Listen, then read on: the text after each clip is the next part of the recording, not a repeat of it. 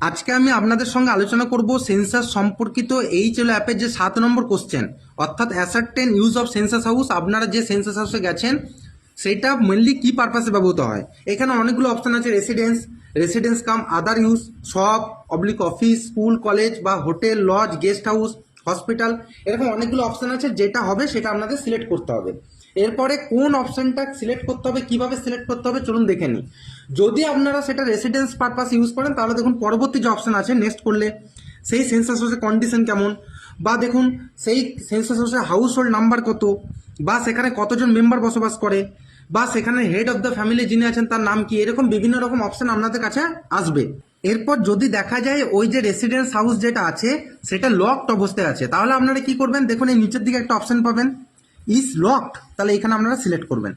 এরপর যদি আমরা নেক্সট করি তাহলে কিন্তু ওই অপশানগুলো আর আসবে না, একদম 34 নাম্বার কোশ্চেন যেটা মোবাইল নাম্বার একদম ডাইরেক্ট ওইখানে চলে আসবে। এই ক্ষেত্রে আপনারা যদি পাশের বাড়ির থেকে তার মোবাইল নাম্বারটা নিতে পারেন, মানে ওই ফ্যামিলির যদি কোনো একজনের মোবাইল নাম্বার নিতে পারেন তাহলে এখানে মোবাইল নাম্বারটা দেবেন।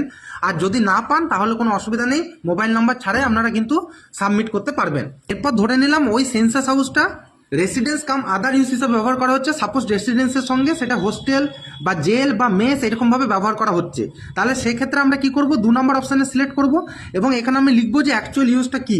তাহলে এখানে আমাকে সেই ক্ষেত্রে লিখে দেবে যে হোস্টেল হিসাবে ব্যবহৃত হচ্ছে, হোস্টেল কথাটা আমি লিখে দিলাম। এরপরে দেখুন অপশান আছে ইজ ইনস্টিটিউশনাল, তাহলে যেহেতু হোস্টেল তাহলে অবশ্যই এটা ইনস্টিটিউশনাল হাউস হোল্ড, তাহলে এখানে আমরা সিলেক্ট করবো সেক্ষেত্রে।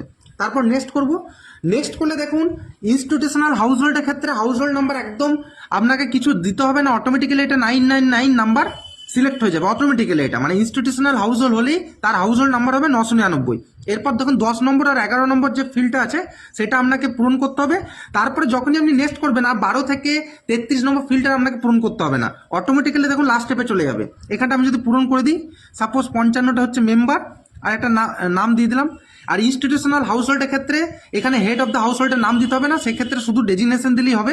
এরপর দেখুন নেক্সট করলে একদম আপনার ওই প্রিভিউ বা একদম সাবমিটে চলে যাবে, যেখানে আপনি প্রিভিউ করবেন, প্রিভিউ করার পর কনফার্মেশন করলে সাবমিট হয়ে যাবে। তার মানে 11 নম্বর কোশ্চেনের পরে কিন্তু আর 12 থেকে 34 নম্বর প্রশ্ন আপনাদের আর যেতে হচ্ছে না, একদম ডাইরেক্ট সাবমিট করতে পারবেন।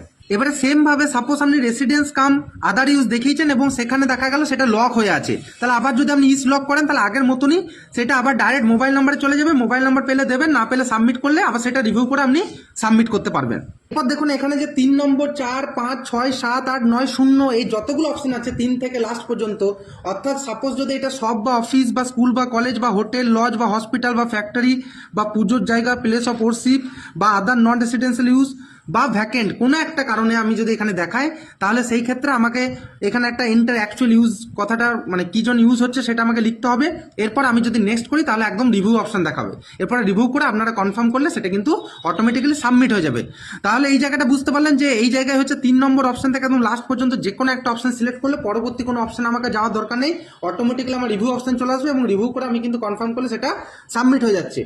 আর যদি বাড়িতে কেউ না থাকে সেই ক্ষেত্রে আমি এই যে ভ্যাকেন্ট অপশন আছে এই 0 যেটা ভ্যাকেন্ট সেটা আমি সিলেক্ট করব, অ্যাকচুয়াল ইউজটা আমি যেটা দেবো যে ভ্যাকেন্ট কথাটা আমি এখানে লিখে দেবো, তারপর নেক্সট করলে সেমভাবে রিভিউ করে আমি কনফার্ম করে সাবমিট করতে পারবো।